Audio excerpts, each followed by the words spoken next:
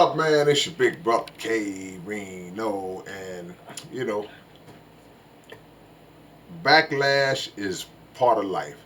Backlash is a natural thing, meaning that if something is said or done that's controversial,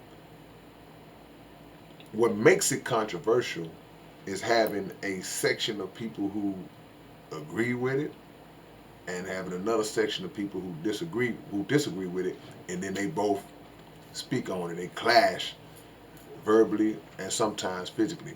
Now, many people are talking about the incident that happened in Alabama where the white folks tried to jump on the black guy, and then the BFB, the Black Folks Brigade, came in and handled their business as they should have.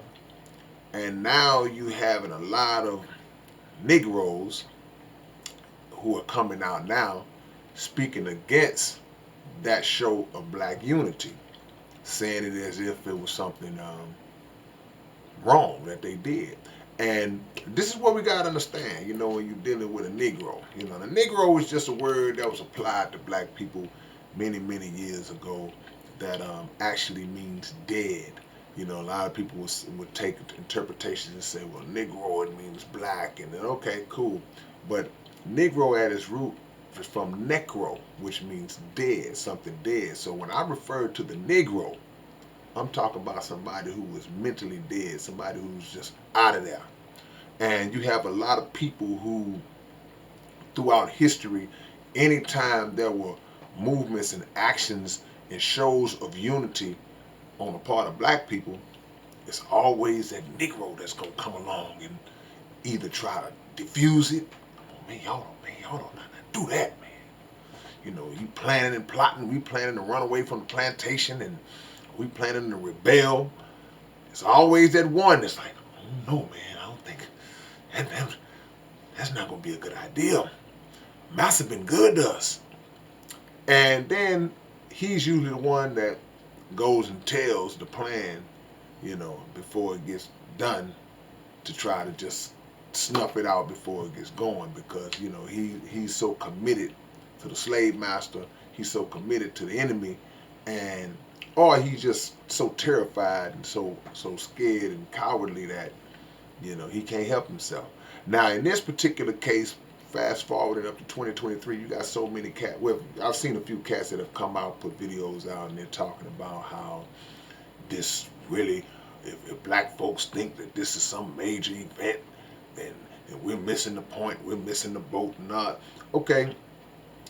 When you deal with a people who have been subjected to the type of treatment and oppression that black people have been subjected to in this country and in the whole freaking diaspora throughout history, and it was done intentionally.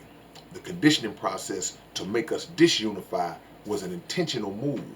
So any show of unity that we display in the midst of us fighting each other, in the midst of us going to war against each other, in the midst of us just having displays of envy towards each other and disunity all these years, any show of unity on our behalf is a big step, is a big move, it's a great and beautiful thing, it's a win, and it's a stepping stone towards the bigger picture. We are not ignorant and stupid to think that one show of unity, as we saw in Montgomery, Alabama, we know we got a long way to go. We know that there's a lot more work to be done. We know there's a lot more awakening that needs to take place. But we also know that in anything, it got to start somewhere. And we also know that the journey of 1,000 miles begins with the first step. You can't get to step 50 before you take step 1, and so on and so on and so on.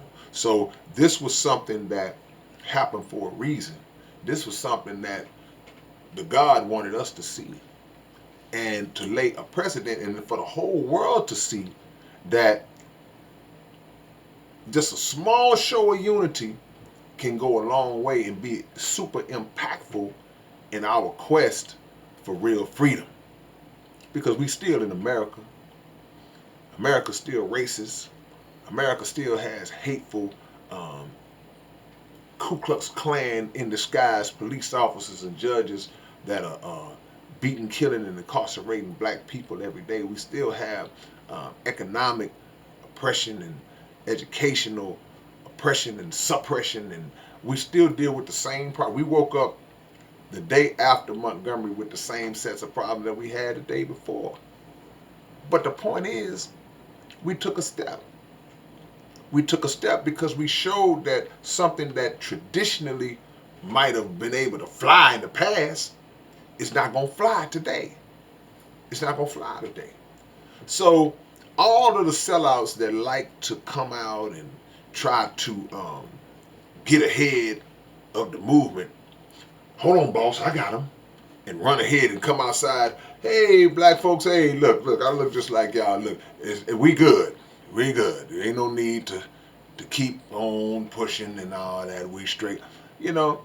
And they do it in the form of these ignorant, and they always think that they're being so profound when they make these kind of statements, you know. But all you're really doing is just you're not really shooting down the movement, but you're taking a shot at it. You're shooting a slug at it. But you're the one who's not getting the picture. What would you have preferred? Would you have preferred that they just let the brother get jumped on and they just stomp him out until they got tired and then just go home? And would you have made a video about that? What would have been your thoughts about that? I know what your thoughts would have been.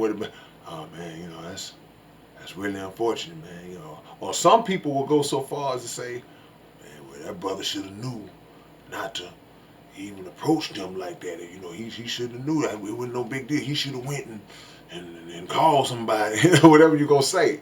So we gotta beware of these kind of Negroes that are among us at all times. You know, these the same kind of Negroes Harriet Tubman was trying to help escape through the Underground Railroad. These the same type of Negroes that Nat Turner was trying to get to rebel, to join slave rebellions and that. These the same type of people, man. So all skin folk and kinfolk, and let's educate ourselves more, and let's be more willing to put ourselves on the line the way those brothers and sisters put themselves on the line for the sake of our one brother. Because what Big Mama said on Soul Food, together we can strike a mighty blow.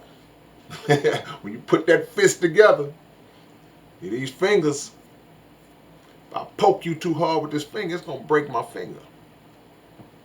I ball this fist though. Y'all know the rest. All right, man, it's your big brother K-Rino. I'll catch y'all with another one later on. Y'all go subscribe to my podcast, the Underground Dialogue Podcast, and I'll hit y'all with another one real soon. Peace.